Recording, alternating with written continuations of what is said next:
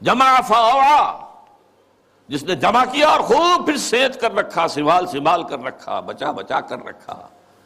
یا کہا جمع مالا وعددہ یحسب ان مالہ اخلدہ. یہ سبق میں نے دولت مند کو سکھا دیا. تو میں نے ناداروں کو سکھلایا سبق تقدیر کا، میں نے منعم کو دیا سرمایہ داری کا جنون. کون کر سکتا ہے اس کی آتش سوزاں کو سرد، جس کے ہنگاموں میں ہو ابلیس کا سودے دروں؟ کون ہے؟ میں نہیں ماننے کو تیار کہ ہمارے اس پورے کھیل کو کوئی طاقت ہے ایسی کہ جو ختم کر سکتی ہے. یہ لفظ نہیں کر رہا ہے. آخر کچھ خود سیلف ایشورنس کے لیے بھی کچھ ساتھیوں کی بھی دل بڑھانا ہوتا ہے نا. آخر چاہے آدمی دیکھ رہا ہو کہ I am fighting a losing battle, لیکن پھر بھی ساتھیوں کو تو برقرار رکھنے کے لیے دل بڑھانا، کوئی دل جوئی کرنا، کوئی حوصلہ دینا.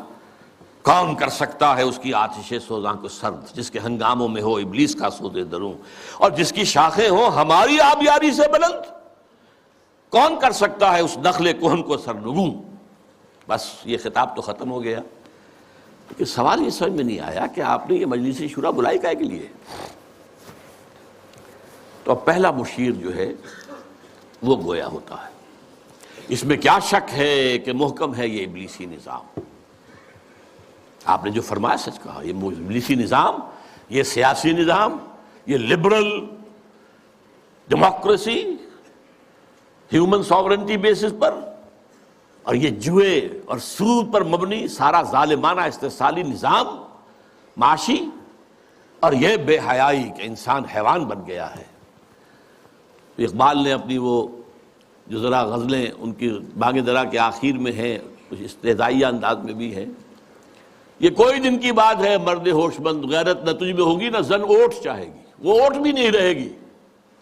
معاملہ اس درجے جو ہے فحاشی کی انتہا کو پہنچ جائے گا. پہنچا ہوا ہے.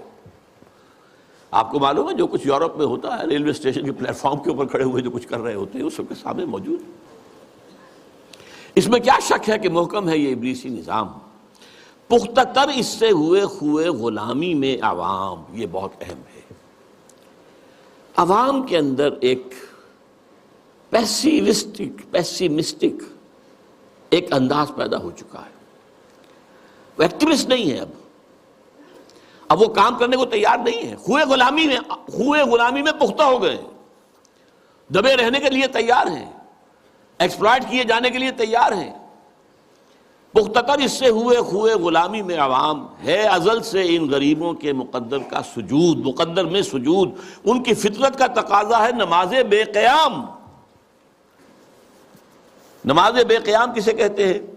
وہ نماز جس میں قیام نہ ہو. نماز میں قیام ہے، پھر رکوع ہے، پھر سجود ہے، پھر سجود ہے، پھر کھڑے ہونا ہے. لیکن ان لوگوں کی نماز اب وہ ہے جس میں قیام ہے ہی نہیں. رکوع ہی رکوع ہے یا سجود ہی سجود ہے. ہر جگہ جو ہے ماتھا ٹیکے ہوئے بیٹھے ہوئے ہیں، اور ہر جگہ پر جو ہے اس پورے سارے نظام کو، ظالمانہ نظام کو قبول کیے ہوئے ہیں. کچھ تقدیر تن بتقدیر ہیں، کچھ کہتے ہیں مجبور ہیں، کیا کریں.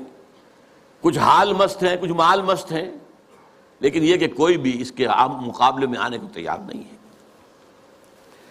آرزو اول تو پیدا ہو نہیں سکتی کہیں، ہو کہیں پیدا تو مر جاتی ہے یا رہتی ہے خام. آرزو، امنگ، کوئی اعلیٰ اونچا خیال، کوئی اونچا اعلیٰ نصب العین، کوئی اونچا آدرش، کچھ نہیں. یہ ہے ہی نہیں. حیوان کی سطح پر گزر آ چکا. آرزو اول تو پیدا ہو نہیں سکتی کہیں، ہو کہیں پیدا تو مر جاتی ہے یا رہتی ہے خام. اگر ہو بھی جائے تو مر جاتی ہے فوراً. یعنی یوں سمجھیے کہ اول تو زمین بنجر ہے، یہاں سے کسی چیز کی رویدگی کا امکان ہی نہیں. اگر کوئی چیز اگ بھی آئے تو اس فضا کے اندر آکسیجن ہی نہیں ہے، پروان کیسے چڑھے گی؟ ہوا اسے آکسیجن دینے کو تیار ہی نہیں، لہذا وہ مر جاتی ہے. ہو کہیں پیدا تو مر جاتی ہے یا رہتی ہے خام. یہ ہماری صحیح پہم کی کرامت ہے کہ آج صوفی و ملا ملوکیت کے بندے ہیں تمام. یہ بڑی تلخ بات ہے جو اقبال نے کہی ہے، لیکن بہت بڑی تلخ لیکن حقیقت پر مبنی بات ہے. صوفی و ملا ملوکیت کے بندے ہیں تمام. خلافت راشدہ کے بعد جو نظام ہمارا چلا ہے اس میں صوفی و ملا، علماء اور صوفیاء، ان کا نظام کیا تھا؟ ملوکیت کو سپورٹ، ایک نیگیٹو سپورٹ ہے، خانقاہوں میں بیٹھو، اللہ اللہ کیے جاؤ، ضربیں لگائے جاؤ، یہ کیے جاؤ، اپنا تزکیہ کیے جاؤ، مانجھے جاؤ، اپنے آپ کو رگڑے جاؤ رگڑے جاؤ رگڑے جاؤ رگڑے جاؤ، اسی میں زندگی بتا لو، چھوڑ کر اوروں کی خاطر یہ جہان بے ثبات۔ اب باہر کیا ہو رہا ہے کیا نہیں ہو رہا ہے اسے کوئی غرض نہیں، شیطان ننگا ناچ رہا ہے، ناچے، ہمیں سے کیا غرض ہے؟ ہمارے پاس تو آئے ہیں، اتنے طالب ہیں، اتنے وہ سالک ہیں، وہ فلاں سالک آج اس مقام پر پہنچ گیا ہے، آج یہ مقامات، یہ سالک مقامات میں کھو گیا اور یہ امت خرافات میں کھو گئی، یہ سارا معاملہ جو ہے۔ اور ملا کا معاملہ کیا ہے؟ دو طرف سے۔ ملا نے سب سے پہلے، ہمارے فقہا نے متغلب کی حکومت کو جائز قرار دیا، یعنی اگر کوئی شخص اپنی قوت کے بل پر آ کر حکومت پر قبضہ کر لے تو جائز ہے، اور حکمران کے خلاف کوئی بغاوت نہیں کر سکتے جب تک کہ وہ تمہیں کفر کا حکم نہ دے۔ کفر کا کائے کو حکم دے گا؟ وہ اپنے عیش بنائے گا، اپنے محل بنائے گا، اپنی رنگ رلیاں کرے گا، اپنے آپ کو کفر کا حکم دینے کی ضرورت کیا ہے؟ یہ تصور ہے جو سنی اسلام کے اندر اس کی رگوں میں چلا گیا اور اس نے سن کر دیا اسلام کو۔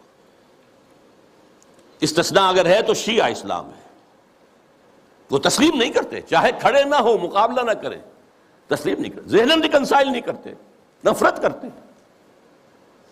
یہی ان کی پوری تاریخ کے اندر ہے۔ لیکن ہمارے ہاں کیا ہے؟ شیخ الاسلام بن کر بیٹھے ہوئے ہیں۔ استاد نے، امام ابو حنیفہ نے تعاون گوارا نہیں کیا اس ملوکیت کے ساتھ، عہدے کی پیشکش کی گئی، قاضی القضات ہو جاؤ گے تم، تمہارا فتویٰ جو ہوگا وہی قانون بن جائے گا۔ ان کا نہیں، ہرگز نہیں، جیل کاٹی، مارے کھائیں۔ شاگرد نے قاضی ابو یوسف عہدہ قبول کر کے تعاون شروع کر دیا۔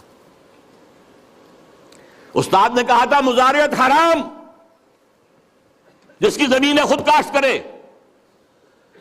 شاگرد صاحب نے کچھ تھوڑی سی شرطیں لگا کے مزارعت جائز۔ کیوں؟ ملوکیت کے پاؤں ہوتے ہیں جاگیردار، وہ جیسے کنسلا ایک ہم کہتے ہیں، ایک جانور ہوتا ہے جس کے بہت پاؤں ہوتے ہیں، سینٹی پیڈ اور اس طرح پاؤں، ایسے ہی جاگیرداری کے پاؤں ہوتے ہیں۔ یہ 30 ہزاری منصبدار ہے، یہ 20 ہزاری منصبدار ہے، یہ 10 ہزاری ہے، یہ 5 ہزاری ہے۔ ان پاؤں پر ملوکیت کھڑی ہوتی ہے۔ یورپ میں کیا تھا؟ یہی فیوڈلز، بیرنز، لارڈز، ان کے اوپر بادشاہ۔ لہذا اور آپ نے دے دی بڑی جاگیر، لیکن ایک آدمی کیسے کاشت کرے گا؟ اسے مزارع چاہیے۔ ابو حنیفہ کہہ رہا ہے حرام ہے، کیسے بات بنے گی؟ لیکن نہیں، جواز ہے، یہ شرطیں لگا لو، جواز ہے۔ نمبر 3، اس سے بھی زیادہ تلخ، سود کی بھی ایک گنجائش اسلام میں پیدا کر دی۔ یہ ہماری فقہ، آپ جان لیجئے، فقہ کی بات کر رہا ہوں، کتاب و سنت ہے ہمارا دین اصل۔ ایتونی بشیء من کتاب اللہ و سنت رسولہ حتی اقول، یہ فقہ دین نہیں ہے۔ اور نمبر 2، علماء نے علم کلام کی جو بھی بات کی ہے، جو ان چیزوں کو جو بعض طبیعیاتی مسائل ہیں ان کو بحث کا، نزاع کا جو موضوع بنایا ہے، یہ دونوں چیزیں بھی، وہ اس سے بھی عمل کا جذبہ سرد ہو جاتا ہے۔ تو یہ پیسیفیکیشن جو ہے، پیسیفائی کر دینا عوام کو، طلب تقدیر ہو جانا، کوئی متغلب ہے تو کوئی بھی ہے، بھائی طاقت والا ہے، آ گیا ہے، اب تو ماننا ہے، اب تو وہی امیر المومنین ہے، اب تو اسی کا حکم ماننا ہے، الا یہ کہ وہ کفر کا حکم دے، بس۔ اور یہ کہ جاگیرداری جو ہے وہ جائز ہے، حالانکہ آپ کے علم میں رہنا چاہیے، پہلا مجدد اور مجدد کامل عمر بن عبدالعزیز، انہوں نے صرف 2 کام ہی تو کیے تھے نا، کیا تجدید کی تھی؟ ابھی نہ فرقہ پرستی تھی، نہ فرقہ بندی تھی، نہ علم کلام تھا، نہ شاعرہ تھے، نہ اور لوگ تھے، کوئی بحث تھی ہی نہیں۔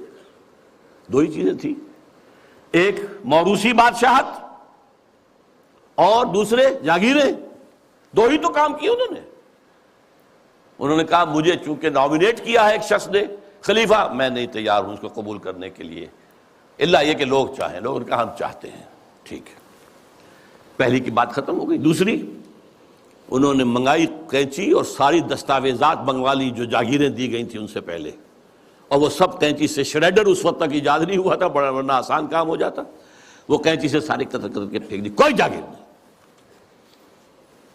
لیکن اس کے بعد کیا ہوا؟ جاگیرداری بھی آئی، غیر حاضر زمینداری آئی، یہ سارے شیطانی جو ہے چکر سارے کے سارے آ گئے۔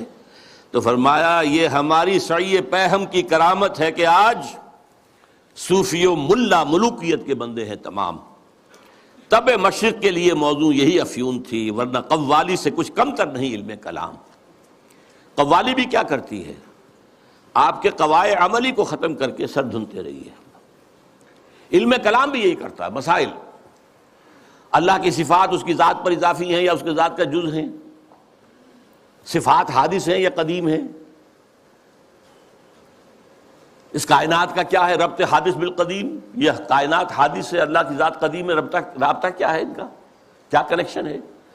یہ مسائل جو لا ینحل ہیں، یہ اس ماورا اس طبقے سے تعلق ہے ان تمام کا کہ ان کو حل ممکن نہیں ہے۔ قرآن نے، حدیث نے ان کو چھیڑا ہی نہیں ہے، اپنی جگہ مسائل ہیں، فلسفے میں بحثیں ہوتی ہیں، گفتگویں ہوتی ہیں، لیکن یہ کہ ان کو موضوع بنا لینا، انہی پر بحثیں ہونا۔ میں صرف تاریخی طور پر آپ کو بتا رہا ہوں، جب ترک قسطنطنیہ کا محاصرہ کیے ہوئے پڑے ہوئے تھے تو آیا صوفیہ جو ان کا سب سے بڑا چرچ تھا، اب بڑی مسجد ہے وہ، وہاں پر مناظرہ ہو رہا تھا کن مسائل پر؟ علماء عیسائیوں کے، ایک سوئی کی نوک پر کتنے فرشتے آ سکتے ہیں؟ حضرت عیسیٰ کی ولادت کے بعد بھی حضرت مریم کنواری رہ گئیں یا نہیں؟ اور جو لاسٹ سپر میں روٹی کھائی تھی حضرت عیسیٰ نے، وہ خمیری تھی یا فطیری تھی؟ ان مسائل پر بحثیں ہو رہی ہیں آیا صوفیہ میں، اور وہاں لشکر مسلمانوں کا پڑا ہوا گھیرے ہوئے۔ یہی حال ہمارا ہے ہندوستان میں، انگریز آ چکا ہے، بنگال سے آگے بڑھ رہا ہے، ہماری حکومتیں جو چھوٹے چھوٹے یہ ہیں سلطان بیٹھے ہوئے ہیں، نواب ختم ہو رہے ہیں، اور ہمارے علماء میں سے دو ٹاپ کے علماء، دو جن کا میں اس وقت نام نہیں لینا چاہتا کہیں خامخواہ ایک سوء ظن اشخاص سے نہ ہو جائے، کن مسائل پر گفتگو کر رہے ہیں؟ اللہ جھوٹ بول سکتا ہے یا نہیں؟ آپ کے نہیں بول سکتا تو اس کا مطلب اللہ کل شیء قدیر نہیں ہے، اور بول سکتا ہے تو پھر اس کی وہ شان نہیں رہی باقی تنزیہ۔ اللہ کوئی دوسرا محمد بنانے پر قادر ہے یا نہیں؟ اگر ہے تو اس کا مطلب بے نظیر تو نہ ہوئے محمد صلی اللہ علیہ وسلم۔ یہ مسائل بحثیں ہوتی تھی، بڑے علماء، منطقی علماء اس پر بحث کرتے۔ تو یہ ہے طب مشرق کے لیے موضوع یہی افیون تھی، ورنہ قوالی سے کچھ کمتر نہیں علم الکلام۔ ہے طواف و حج کا ہنگامہ اگر باقی تو کیا، کند ہو کر رہ گئی مومن کی تیغ بے نیام۔ یہ طواف و حج کا ہنگامہ ہے، 30-40 لاکھ آدمی آ جاتے ہیں، جمع ہو جاتے ہیں، وہ اس اقبال کے زمانے میں تو شاید ابھی 2-3 لاکھ ہی ہوتے ہیں، واللہ عالم۔ بہرحال لیکن یہ کہ مومن کی تیغ تو بے نیام جو ہے رہ گئی ہے، ختم ہو گئی ہے، لہذا کوئی ڈرنے کی ضرورت ہی نہیں۔ کیوں گھبرا رہے ہیں آپ؟ کس کی نومیدی پہ حجت ہے یہ فرمان جدید؟ ہے جہاد اس دور میں مرد مسلمان پر حرام۔ یہ جو آپ نے مجلس بلائی ہے اور آپ نے اتنا عمدہ انوگرل ایڈریس بھی ادا کیا ہے ہمیں، یہ کس کی طرف سے کوئی نا امیدی کسی بات آپ پر آ گئی ہے؟ نومیدی یا سنگیزی کوئی ہے آپ کے اندر پیدا ہو رہی ہے؟ وہ کون سا سبب ہے؟ کس کی نومیدی پہ حجت ہے یہ فرمان جدید؟ ہے جہاد اس دور میں مرد مسلمان پر حرام۔ دوسرا بشیر بولتا ہے، خیر ہے سلطانی جمہور کا غوغا کے شر، تو جہاں کے تازہ فتنوں سے نہیں ہے باخبر. یہ پہلے مشیر کو مخاطب کر کے کہہ رہا ہے. تم واقف نہیں ہو دنیا میں جو نئے نئے